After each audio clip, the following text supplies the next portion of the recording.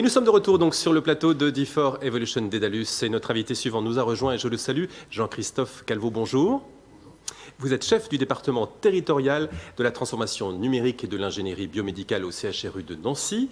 Avec vous, nous allons faire le point sur la mise en place de la solution des services managés au sein du CHRU de Nancy. Et cette première question, pouvez-vous d'abord nous dire quelques mots sur le contexte de leur mise en place ? Alors, sur le contexte, on a travaillé ces 5 dernières années sur une restructuration un peu de nos équipes pour mieux rapprocher le métier et puis des techniques, pour avoir une meilleure cohérence dans l'approche vis-à-vis des services. Et on a fini ce travail à la fois pour pouvoir apporter un meilleur service au niveau de l'établissement, mais également vis-à-vis des groupements hospitaliers de territoire qu'on devait mettre en œuvre au travers de la loi 2016. Et donc on a trouvé tout naturel, une fois ce travail fait, de poursuivre la restructuration avec notre éditeur, avec notre partenaire Daedalus, pour arriver à définir un meilleur service auprès de nos utilisateurs. Alors justement, comment Daedalus s'est positionné dans cette nouvelle organisation ? Daedalus s'est positionné de manière assez naturelle, puisqu'on est arrivé finalement à un moment de l'histoire où le dossier patient est critique dans les établissements, c'est le cœur de l'établissement, et finalement dans la relation éditeur traditionnel, avec un contrat de maintenance, avec des évolutions réglementaires correctives, on voyait que finalement ça atteignait ses limites et qu'il était nécessaire d'avoir une autre approche qui soit plus lisible vis-à-vis des métiers et qui soit plus engageant de notre part, mais également de la part de Daedalus. Et Daedalus finalement a bondi sur l'occasion de travailler avec nous, il y a maintenant un peu plus d'une année, pour arriver à définir un service managé qui corresponde à la fois à nos attentes et pour lesquels ils sont en capacité d'y répondre. Justement, vous parlez d'attente. Est-ce que les utilisateurs manifestent beaucoup d'attentes pour ce type de service ? Les utilisateurs, aujourd'hui, l'informatique, c'est devenu quelque chose qui est leur quotidien. Et tout, quelque part, je ne vais pas dire dysfonctionnement, mais ergonomie mal pensée, réactivité pas au rendez-vous, etc., est un vrai frein à leur métier. Donc les utilisateurs ont une attente extrêmement forte vis-à-vis de ça, de pouvoir avoir des outils plus agiles, de pouvoir avoir un service beaucoup plus important, une réactivité lisible, des engagements à la fois de mes équipes et à la fois de Daedalus, puisqu'on va faire finalement une équipe commune qui soit compréhensible de leur part et pour lequel on puisse, entre guillemets, rendre des comptes régulièrement sur l'atteinte ou non des indicateurs que l'on aura fixés et qu'on a fixés dans le cadre du service manager. Évoquons un peu plus dans le détail maintenant les enjeux. Quels sont les enjeux qui sont mis en œuvre pour répondre à cette demande ? Alors, les enjeux, il y en a deux principalement pour moi. Après, il y a aussi les enjeux côté service métier.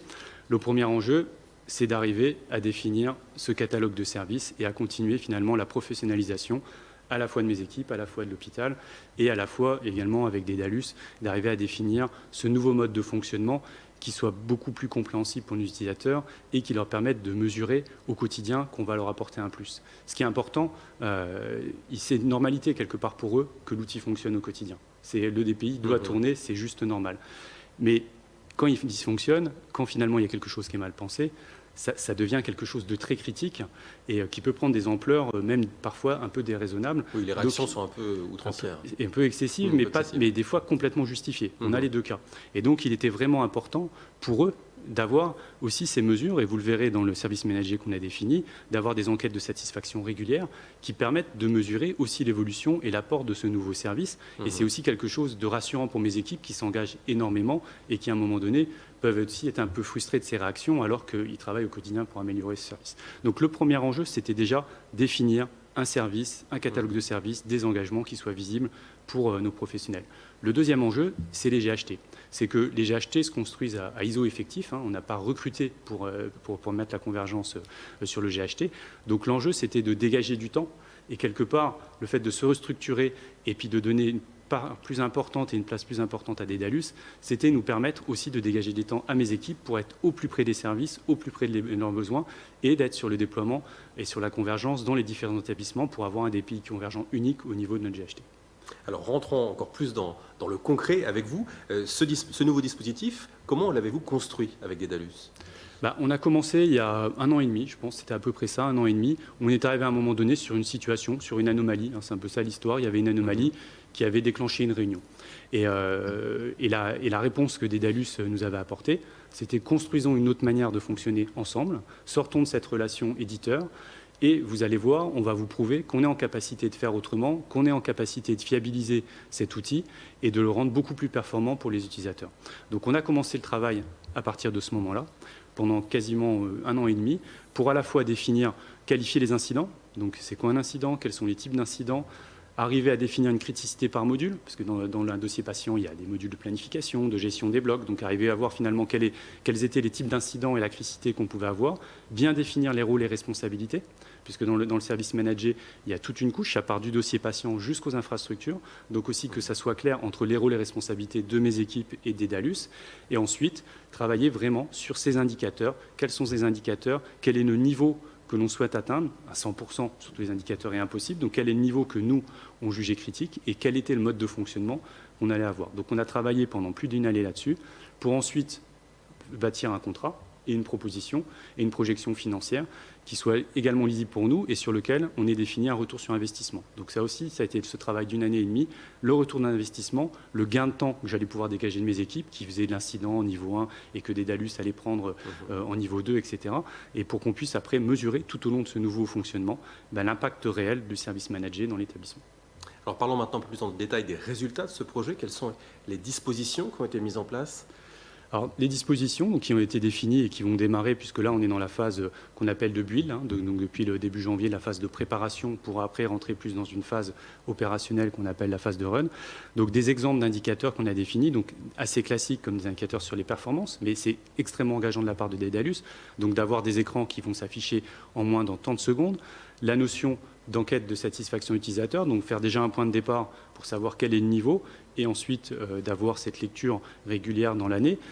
La notion d'incident, on est parti sur un volume d'incidents annuel et sur un engagement de Daedalus à faire diminuer, donc de l'ordre de 2% par an, ces incidents. Donc voilà, on a défini ce type d'indicateur avec le niveau à atteindre et aussi un vrai impact. Donc je pense que l'engagement d'avoir moins d'incidents, ça a un vrai impact, parce que ça veut dire que l'outil est plus stable et plus fiable, et on va le mesurer assez facilement par des incidents qui vont diminuer. Donc on a défini tout ça, et on est arrivé au mois de décembre à la signature, donc à la présentation de la direction générale, et à la signature du contrat qui nous a permis de faire une réunion de lancement pas plus tard que lundi dernier, cette semaine, pardon, les semaines passent vite, pas plus tard que ce lundi, pour commencer cette phase de préparation avec un démarrage prévu pour le mois d'avril.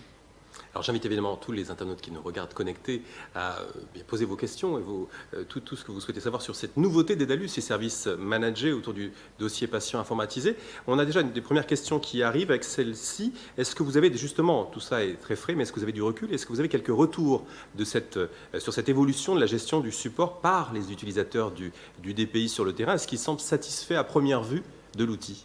Alors effectivement, c'est très frais puisque la réunion de lancement a démarré là et on a fait une présentation ce même lundi à la commission médicale d'établissement du nouveau mode de fonctionnement qu'on allait avoir avec des Daedalus. Donc il est encore trop tôt pour voir l'impact sur le terrain. Il faudra que je revienne dans un an sur le même plateau pour pouvoir faire le retour. Mais par contre, je peux vous dire que le retour à la commission médicale, que le retour de mes équipes, qui avait aussi de fortes attentes vis-à-vis de ça, est extrêmement positif. Quand je l'ai présenté en CME ce lundi, les utilisateurs étaient très satisfaits de voir que finalement, on sortait de notre fonctionnement habituel pour aller vers un autre fonctionnement et ont des gros espoirs. Et je pense que le fait de faire des enquêtes de satisfaction et que ça soit quelque chose d'engageant de la part de Daedalus et aussi de notre part, est quelque chose qui plaît. Parce qu'on va leur donner la parole pour finalement exprimer, au-delà d'un moment, d'une déclaration d'incident classique, on va leur donner la parole pour qu'ils puissent nous exprimer vraiment comment est-ce qu'ils mesurent le service. Et nous, on va s'engager pour améliorer ce service. Donc, je ne peux que vous dire à ce stade qu'en tout cas, sur le principe, le retour est très positif. Alors là, c'était le retour des utilisateurs du DPI. Et côté informaticien et des équipes informatiques, on va dire, est-ce que vous avez déjà des retours? Là aussi, c'est quelque chose qui est positif parce que il devient très difficile finalement de jongler à ISO effectif entre la gestion de l'hôpital et la construction du GHT. Donc le fait finalement de voir qu'ils vont pouvoir avoir des marges de manœuvre et qu'ils vont moins courir après tous les sujets, c'est quelque chose sur lequel ils basent et sur lequel je base de fortes attentes. Donc les prochaines étapes, racontez-nous. Prochaine étape, avril, fin de la partie de préparation, de construction et lancement. Donc on a à peu près 3 mois de phase de test. En fait, c'est quand on commence à rentrer en mode opérationnel. 3 mois de phase de test parce qu'il y a des SLA, ce qu'on appelle des SLA. Donc il y a des pénalités financières derrière chaque indicateur, à la fois en termes de malus, mais à la fin en termes de bonus. C'est-à-dire que si Daedalus a été au-delà de ce qui était proposé, il y aura un bonus que nous, on donnera. Donc en gros, c'est 3 mois de fonctionnement entre guillemets normal pour caler tout ça. Et à partir de cet été ou du mois de septembre, vraisemblablement, on démarre là pour le coup sur le vrai principe. Est-ce que sur ce DPI, ça a fait l'objet d'inspiration d'autres services managés existants en France ou en Europe ou dans le monde? Est-ce que vous êtes un petit peu inspiré de ce qui se fait ailleurs? On avait déjà démarré il y a à peu près une année, en fait, depuis un an, un mode de service à peu près similaire avec sur la partie PAX, donc tout ce qui était imagerie. Donc on s'est fortement inspiré, alors, non seulement du vécu, au travers notamment de mon vécu, mais également de ce qu'on avait pu voir avec un autre éditeur qui nous avait proposé ce mode de service. Donc ça a permis à la fois de mettre l'exigence que nous on souhaitait, les possibilités. L'objectif, ce n'était pas de rendre quelque chose d'inconstructible, c'était forcément que ça puisse fonctionner et qu'on travaille vraiment main dans la main, et c'est ce qu'on a fait. Donc oui, on s'est inspiré de ce qui se faisait et de ce qu'on estimait qui devait être. Une nouvelle question d'internaute qui nous parvient à l'instant. Quelle mobilisation de Daedalus en run sur site, à distance? Alors, en run, aujourd'hui, c'est des choses qui sont physiques. Enfin, sur le mode run, pardon, sur la partie build, j'étais sur la partie build. Sur la partie run, alors si c'est des chiffres que la personne souhaite, je pourrais les communiquer autrement, je ne les ai pas sous la main. Ils ne sont pas confidentiels? Voilà, je ne pense pas. Je vérifierai avec Daedalus si c'est le cas. Il y aura certainement une partie qui le sera. Mais il y a une supervision à distance 24/24, 7/7 sur toute la partie infrastructure, puisque ça part du logiciel, mais jusqu'à la partie également base de données Oracle en l'occurrence, avec une supervision 24/7/7. Donc on est sur un run qui se fait à distance et une part physique, puisque dans la partie service manager, il y a à la fois de la formation continue, il y a à la fois un peu des ateliers qui vont se faire, mais la majorité du run sur le service, il est à distance.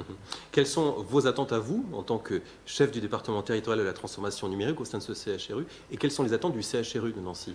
Les attentes, c'est que ça soit une réussite. C'est que vraiment on a misé également en termes de temps ensemble, et à la fois également financièrement. Donc que ça soit une réussite, que je puisse dégager le temps de mes équipes pour qu'on le puisse absorber le GHT, que le GHT soit une réussite et qu'on ait un outil cœur dans l'hôpital qui fonctionne à merveille. Mes attentes, elles sont très élevées et j'espère sincèrement qu'on va y arriver. Je n'en doute pas à ce stade. En tout cas, une dernière question pour vous. Il nous reste une minute. Pensez-vous que ce partenariat peut être mis en place avec des centres hospitaliers plus petits que les CHU ou les CHRU? Je pense, parce que sur le principe, après, c'est le dimensionnement. On a travaillé en gros sur un dimensionnement qui est financier, qui est basé sur finalement notre existant, le nombre d'incidents qu'on avait au quotidien, le nombre d'utilisateurs. Donc ce principe-là, il peut être un copier-coller pour un CH plus petit, l'offre sera forcément redimensionnée par rapport à ça. Et plus il y aura de clients qui ira dans le service manager, plus Daedalus va mutualiser également ses équipes pour avoir ce fonctionnement-là. Donc plus l'offre sera intéressante, généralement ça se passe comme ça. Donc oui, la réponse est oui. Merci beaucoup, Monsieur Calvo, d'avoir répondu à nos questions et à celles des internautes. On va suivre de près la suite de l'évolution de ce nouveau service manager. Merci infiniment d'avoir été avec nous aujourd'hui.